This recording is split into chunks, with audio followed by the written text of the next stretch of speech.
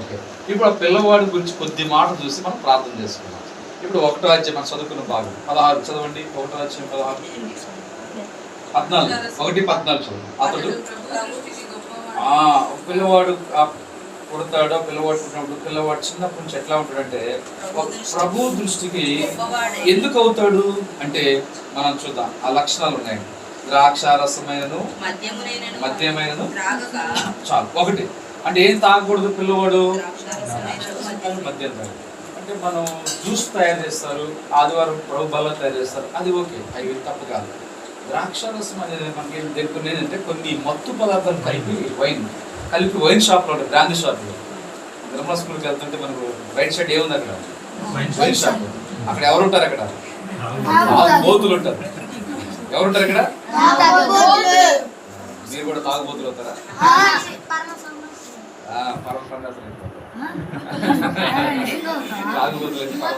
Okay సరే. కాబట్టి ఇప్పుడు చూడండి, ఇప్పుడు త్రాగుబోతుల సమాజం కదా. మీరు త్రాగుబోతులుగా ఉండకూడదు. త్రాగుబోతులు ఎక్కడికి వెళ్తారు? పరలోకానికి వెళ్ళరు. కొరింథీ పత్రిక అంటే పరలోకానికి వెళ్ళకపోతే ఎక్కడికి వెళ్తారు? ఇంకా సరే ఓకే.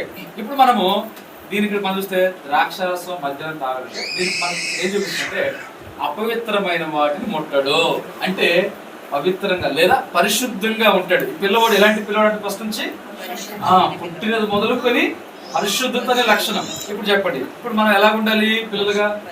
బాప్తిస్మం యోహాను ఎలా ఉన్నాడు? చిన్నప్పటి నుండి పరిశుద్ధమైన పిల్లవాడు కదా. మంచి పిల్లవాడు అంటే పవిత్రంగా ఉండేవాడు, పరిశుద్ధంగా ఉంటాడు. ఏ పాపమో అపవిత్రమైన జోలి పోడు. కాబట్టి మీరు చూడండి, మీరు అపవిత్రమైన జోలి పోకూడదు. ఏంటి అపవిత్రమైన? సినిమాలు అపవిత్రమైన పరిశుద్ధమైన? అందరూ చెప్పాలి. సినిమాలు పరిశుద్ధమైన అపవిత్రమైన? సీరియల్స్ పరిశుద్ధమైన అపవిత్రమైన? దొంగతనాలు అపవిత్రమైన మంచిగా పవిత్రమైన?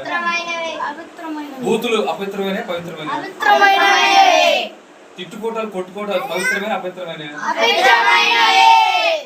ఎన్ని మీరు చేస్తున్నారా చేయట్లేదా?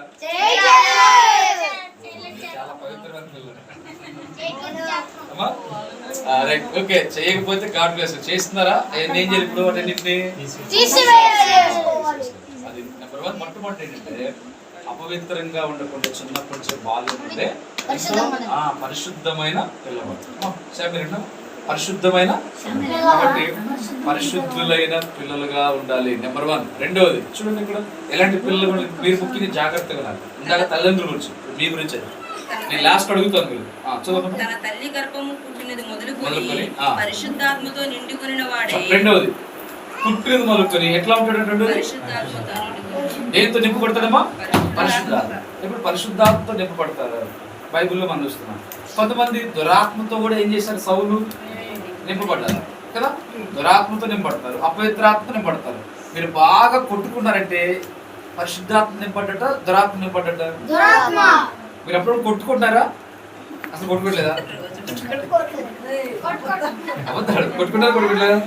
వెరీ గుడ్, కొట్టుకుంటారు. అంటే మీరు కొట్టుకుంటారంటే ఏ ఆత్మ చెప్పు? మంచి పిల్లలు ఎలా అర్థం చెబుతారు కదా. దేవుని ఆత్మలో ఏం చేసి కొట్టుకోరు, దురాత్మలో ఏం చేస్తారమ్మా? మీరు అప్పుడు కొట్టుకుంటున్నారు కదా. ఓకే, ఇప్పుడు కొట్టుకుంటారంటే ఇప్పుడు ఏం పని చేస్తారు మనలో? అంటే మన పరిశుద్ధాత్మ దురాత్మ? లేకపోతే ఒకసారి పరిశుద్ధాత్మ వద్ద, ఒకసారి దురాత్మ వద్ద. అవునా? అదేనా? మీరు బాగున్నప్పుడే పరిశుద్ధాత్మ వచ్చింది మీ మీదకి. మీరు తల్లిదండ్రుల మాట విని మంచిగా భక్తిగా ఉంటే ప్రార్థన చేసుకుంటే అప్పుడు పరిశుద్ధాత్మ వచ్చినట్టు. మీరు ఎప్పుడైతే తిట్టుకుంటారో సౌలులాగా అయితే, సౌలు కూడా అంతే కదా. దురాత్మ వస్తే ఏడు తీసుకుంటాడు కొట్టనుక. అంటే దురాత్మ వచ్చినప్పుడు ఏం చేస్తారు? మీరు కొట్టుకుంటారు, తిట్టుకుంటారు, చెడ్డ పనులు చేస్తాం. అందుకే ఇప్పుడు చూడండి, మీరేమని ప్రార్థన చేసుకోవాలి? ఏసయ్యా మాధవునికి ఏ ఆత్మ రాకూడదు, ఏ ఆత్మ రావాలి? హోలీ స్పిరిట్, పరిశుద్ధాత్మ. అంటే రెండవది పుట్టిన మొదలుకొని బాడు పరిశుద్ధాత్మతో ఏం చేయమంట? నింపబడ్డాడు. పరిశుద్ధాత్మ నింపడు. ప్రభు మేము కూడా చిన్నప్పటి నుంచి ఏసై ప్రార్థన చేయాలి. పిల్లలు ఉన్నారమ్మా, ఏమని ప్రార్థన చేయాలి? మనం ఏం ప్రార్థన చేసుకోవాలి? ప్రభు నన్ను కూడా చిన్నప్పటి నుంచి నేను కూడా బాప్తిస్మం యోహాను పిల్లవాడి వల్ల చిన్నప్పటి నుంచి నేను కూడా ప్రభు పరిశుద్ధాత్మతో నేను నింపబడాలయ్యా అని ప్రార్థన చేసుకోవాలి. ప్రార్థన చేసుకుంటారా? చేస్తారా? చెప్పండి, ఏమని చేస్తారు ప్రార్థన? ప్రభు నన్ను కూడా పరిశుద్ధాత్మతో ఎప్పుడు నింపడతాం తెలుసా? మనం మారు మనసు పొంది మారు మనసు పొంది బాప్తిస్మం పొందాలి, రక్షణ పొందాలి, దేవుని ఆత్మ మనం కలిగి ఉండాలి అమ్మా అన్నారా. రెండవది పరిశుద్ధాత్మతో నింపబడి నిండుకు. తర్వాత ఇశ్రాయేలు అనేకులను వారి దేవుని వైపునకు త్రిప్పులు. అంటే రక్షించబడ్డ పిల్లవాడు ఒకటి చిన్నప్పటి నుంచి ఎలాగున్నా చెప్పుకున్నా అపవిత్రమైన తాను పరిశుద్ధంగా పెంచబడ్డాడు. రెండవది రక్షించబడ్డ పిల్లవాడు పరిశుద్ధాత్మను పొందుకున్నాడు. ఆ పరిశుద్ధాత్మ ఎప్పుడో తెలుసా? రక్షించబడ్డప్పుడే మనకు పరిశుద్ధాత్మ వస్తాడు. అందుకే రక్షించబడ్డాడు. రెండవది. మూడవది పరిశుద్ధాత్మను పొందుకున్నాడు. నాలుగోది మనం చూస్తే అక్కడ దేవుని అనేకులు ఏం చేస్తున్నట్ట? ప్రభు అయిన దేవుని ఎత్తుతాం. ఇంకో మాట చూస్తే లోకాసువార్త 1:80 చూడండి. లోకాసువార్త 1:80 శిశువు ఎదిగి చాలమ్మా. ఇక్కడ శిశువు ఎదిగి ఆత్మయందు అంటే ఇక్కడ ఏ శిశువు? ఇక్కడ ఈ శిశువు ఎవరు? బాప్తిస్మ యోహానే. అంటే ఇప్పుడు ఐదోదిగా మనం చూస్తే ఎలా ఉన్నాడు ఈ బాప్తిస్మ యోహాను పిల్లవాడు? చిన్నప్పుడు నుండి ఎదుగుతున్నాడు. ఒకటి ఐదోది మొదలండి ఏమవుతాడు? ఎదుగుతున్నాడు. మా పిల్లలు వినమ్మా, మీరు కూడా దేవుని స్థలంలో ఏం కావాలి? బాప్తిస్మ యోహాను పిల్లవాడు ఏం కావాలి? దేవునిలో ఎదగాలి. సమీరు గురించి బైబిల్ ఉంది కదా, బాలుడైన సమీరు యెహోవా సన్నిధిలో ఉండి ఎదుగుచూ ఉండేది కదా. అంటే ఈ బాప్తిస్మ పిల్లవాడు చిన్నప్పుడు చదువుతున్నాడు. సమీరు కూడా ఏం చేస్తాడు? చిన్నప్పటి నుంచే ఎదుగుతున్న వాడుకున్నాడు. ఇప్పుడు 5 మంది వస్తుంది. ఎదుగుతున్నాడు. ఎదుగుతూ ఏమవుతున్నాడు? ఆత్మయందు ఏ బలం అంటామో?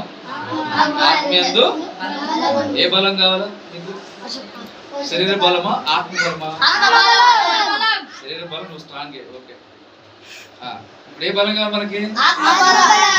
శరీర బలం తప్పు కాదు, కానీ ముఖ్యంగా మనకి ఏంటంటే చూడండి ఏం కావాలి? చెప్పండి, అందరూ చెప్పండి. ఏ బలం కావాలి మనకి? ఆరోదిగా ఆత్మ బలం కాదు. అంటే ఆత్మలో ఎదుగుతున్నాడు, ఆత్మలో బలపడుతున్నాడు. మనం ఎంత తిన్నా కానీ మన ఆత్మలో బలం, శరీర బలం రాదనుకోండి, ఆరోగ్యం రాదనుకోండి, ఏమనుకుంటాం కదా? ఎంత తిండి పెట్టినా కానీ బలం రావట్లేదు, సన్నగా బక్కసిక్కిపోతున్నాడు, ఇంకా ఊగులాడుతున్నాడు సన్నగా అనుకోండి. అయితే మనం ఆత్మలో ఏం కావాలి సార్? దేవుని వాక్యం ఆహారం తీసుకోవాలి, దేవుని ప్రార్థన చేయాలి. మనం సండే స్కూల్లో వాక్యం వినాలి, విన్నారా? సండే స్కూల్లో చక్కగా స్టోరీస్ వినాలి, కంఠవాక్యం నేర్చుకోవాలి, ప్రార్థన నేర్చుకోవాలి. ఇవే మన ఆత్మకి ఏంటి? ఇవన్నీ కూడా బలం. ఇవి లేకపోతే మన ఆత్మ బలంగా ఉండలేదు. దేవుని సన్నిధి, వాక్యము, సండే స్కూల్లో పాటలు, ప్రార్థన ఇవన్నీ కూడా మనకు ఆత్మకు బలం. కనుక శిశువు ఆత్మీయ బలం పొందుతున్నాడు. చివరి మాట ఏంటంటే అక్కడ ఈయన ఎదిగిన బలం పొందిన తర్వాత అనేకులు కూడా ఏం చేశాడంటే దేవుని వైపు తిప్పినాడు. అక్కడ పిల్లల హృదయాలు తల్లంతటను తండ్రుల హృదయమును అనేకులను మనం చివరి మాట చూసుకుంటాం. ప్రభు కొరకు ఆయత్తపడి ఉన్న 1:17 ప్రజలను సిద్ధపరచుటకు ఏలి యొక్క ఆత్మయు శక్తి గలవాడే ముందుగా వెలుచు నీకు సంతోషము మహానందం కలుగును. అతడు పుట్టినందున అతడు పుట్టినందున ఏమని చెప్పండి? అనేకులు సంతోషిస్తారు. ఎవరు పుట్టినందుకు? బాప్తిస్మ యోహాను పుట్టినందుకు. ఇప్పుడు మనం శిప్రా పుట్టినందుకు దేవునికి సంతోషం కలగాలి, తల్లిదండ్రులకు సంతోషం, అనేకులకు సంతోషం. ఇక్కడ చేరవచ్చిన మీరు మీ ద్వారా దేవునికి ఏం కలగాలి? మొట్టమొదటిగా సంతోషం. ఆ తర్వాత మీ తల్లిదండ్రులు కూడా మీ యందు ఏం చేయాలి? సంతోషం. ఇప్పుడు మన యందు, మీ యందు దేవుడు సంతోషిస్తున్నాడా లేకపోతే దేవుడు దుఃఖపడుతున్నాడా అని మీకైతే తెలియాలి. ఎంత సంతోషిస్తున్నాడు? చాలా నిజంగానేనా? దుఃఖపడతలేదా? చాలా ఏడుస్తున్నాడు కదా దేవుడు బైబిల్లో. అప్పుడప్పుడు ఏడిపిస్తున్నారా? మరి ఇంతకీ మీ తల్లిదండ్రులు సంతోషపడతారా ఏడుస్తారా?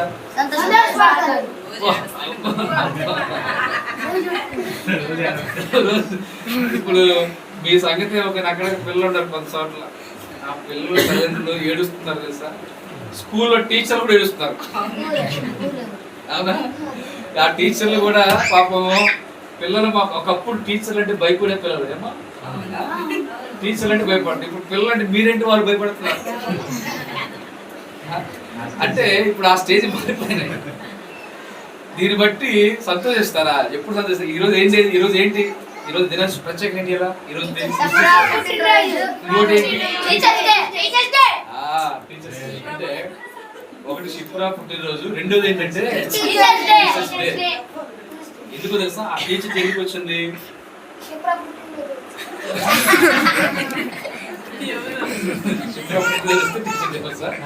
చిప్రా పుట్టినరోజు కంటే ముందే ఒక ఆయన పుట్టినరోజు వచ్చింది. ఎవరు ఆయన పుట్టినరోజు? సర్వేపల్లి రాధాకృష్ణ. ఆయన మన దేశానికి రాష్ట్రపతిగా చేశాడు. ఉత్తమ ఉపాధ్యాయుడు, మంచి టీచర్ గా ఆయన ఈరోజు జయంతి అంటే పుట్టినరోజు ఆయన. ఆ రోజు పురస్కరించుకొని టీచర్స్ డే ఏర్పాటు చేశారు. ఉత్తమ ఉపాధ్యాయుడు అర్థమైందా? ఈరోజు ఎవరు పుట్టినరోజు ఇలా? సర్వేపల్లి రాధాకృష్ణ కదా. ఆయన పుట్టినరోజుని టీచర్స్ డే గా ఇస్తారు. ఇప్పుడు మనం చూడండి, గమనించుకోమా టీచర్స్ అలాగా మనము కూడా సైలెంట్ అయిపోయింది. అలాగే మనం కూడా మన ఎందుకు దేవుడు సంతోషించాలి. ఒకరు ఇప్పుడు దేవుడు సంతోషించకపోతే ఇప్పుడైనా ప్రార్థన చేసుకోవాలి. ఏం ప్రార్థన చేసుకోవాలి?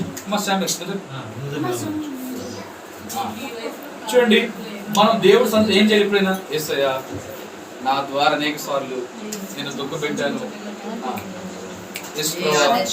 తల్లిదండ్రులు దుఃఖ పెట్టాను, అనేకులను దుఃఖ పెట్టాను ప్రభువా, నేను చేసిన తప్పుదారు నా పాపాలన్నీ క్షమించాయా, నేను నిన్ను సంతోష పెడతాను ప్రభువా, దేవా నీవే నా యందు సంతోషించాలి, తల్లిదండ్రులు కూడా సంతోషించాలి. ఒక విషయం చెప్పంటారా? దేవుడు దుఃఖపడుతున్నారంటే, తల్లిదండ్రులు దుఃఖపడుతున్నారంటే ఒక వ్యక్తి సంతోషపడుతున్నాడు. ఎవరు ఆ వ్యక్తి? జాగ్రత్త వినాలి. ఎవరు? మళ్ళీ జాగ్రత్త. మీ ద్వారా దేవుడు దుఃఖపడుతున్నాడంటే, నీ ద్వారా మన ద్వారా దేవుడు దుఃఖపడుతున్నాడంటే, మన ద్వారా తల్లిదండ్రులు దుఃఖపడుతున్నారంటే ఒక వ్యక్తి ఎంతో సంతోషంగా కేకరిస్తూ సంతోషపడుతుంది. ఎవరా వ్యక్తి? ఇప్పుడు సాతాను సంతోషిస్తున్నాడా? మన ద్వారా దేవుడు సంతోషిస్తున్నాడా? వెరీ గుడ్, చాలా వెరీ గుడ్, కరెక్ట్, మంచి యథార్థంగా ఒప్పుకున్నాడు కదా. అయితే ఇప్పుడు ఏం చేయాలా? మంచిది, ఓకే. ఇప్పుడు నుంచి మనం ఏం చేయాలి? మనం తీర్మానం ఏమని? నా ద్వారా యేసయ్య మాత్రమే, సాతాను ఏం చేయకూడదు, నా ద్వారా తల్లిదండ్రులు కూడా ఏం చేయాలి? మన ద్వారా అనేకులు ఏం కావాలి? కాబట్టి దేవుడు సంతోషం పిల్లవాడు. సరే ఇప్పుడు ప్రశ్నలు ఓకే శిప్రా బాగా కరెక్ట్ చెప్పారు. ఇప్పుడు పిల్లవాడు యొక్క కొన్ని లక్షలు చెప్పారు కదా. ఇప్పుడు చెప్పండి మా పిల్లలు మీరే చెప్పాలి. నెంబర్ 1, మొట్టమొదటిగా ఈ బాప్టిజం ఇచ్చే పిల్లవాళ్ళు మొదటి మంచి లక్షణం ఏం లక్షణం? అది చెప్పండి, మీకు తెలిసి చెప్పండి, గుర్తులు చెప్పండి. ఎలాంటి లక్షణాలు చెప్తున్నా పిల్లవాడు? ఒకటి, బాల్యం నుంచే పుట్టిన కాంచే మద్యమైన ద్రాక్షరసమైన అంటే ఏంటి? ఏ లక్షణం చెప్పుకున్నది? ఒకటి, పరిశుద్ధంగా ఉండే పిల్లవాడు. అపవిత్రమైన దాన్ని త్రాగడు, ముట్టడు. అపవిత్రమైన చూడకూడదు, తినకూడదు, తాగకూడదు, ముట్టకూడదు. రెండోది ఎలాంటి పిల్లవాడు చెప్పుకున్నాం? ఒకటి పరిశుద్ధాత్మ, ఒకటి రెండోది రక్షణ పొందిన పిల్లవాడు, దేవుని సంబంధ రక్షణ పొందిన. మూడోది పరిశుద్ధాత్మను నింపబడ్డాడు. పరిశుద్ధాత్మతో ఏమయ్యాడు? మీకు తర్వాత పిల్లలు చెప్పండి. ఇంకేం చెప్పండి? ఏం చెప్పండి? ఏం చెప్పండి?